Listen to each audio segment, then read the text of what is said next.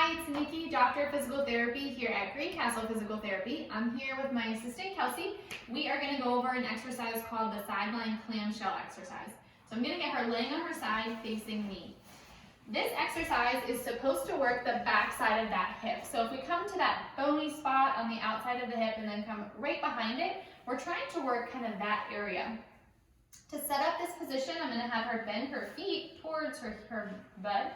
We're going to aim for about 90 degrees. A lot of times there's a lot of tightness in the hips or the thighs that prevent us from getting all the way there. So if you need to straighten them out just a little bit to be able to do the exercise, that's fine. We're going to have her bend them back a little bit farther. We want the shoulders stacked on top of one another and the hips also stacked on top of one another. So we're kind of in a straight line from the shoulders to the hips to the knees. We want to make sure those hips especially are not rocking back or rocking too far forward, which is a common compensation to do this one.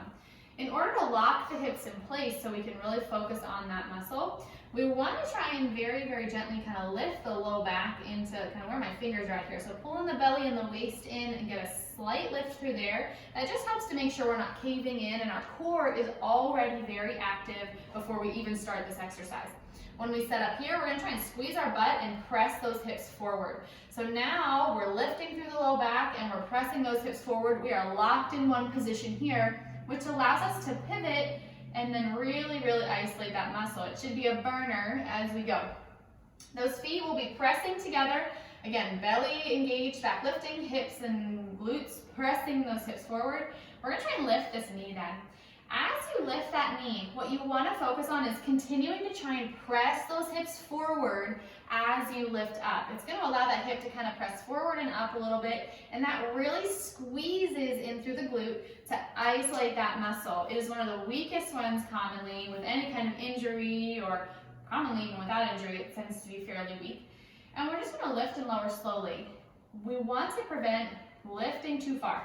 You may not get a huge motion here, and that's okay. It's not about how far you can lift, but it's really about where we're feeling it. Most people either lift too far or their core is not very active, so then that hip is just, oh, I'm doing that clamshell, or we're just rocking forwards and backwards. That's pretty sloppy, and it's not actually allowing us to isolate.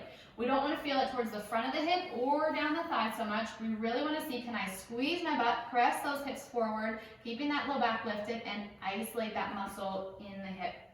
We can do this for repetition, so 10 times, you can do 3 sets, and make sure we do it on both sides to stay nice and balanced.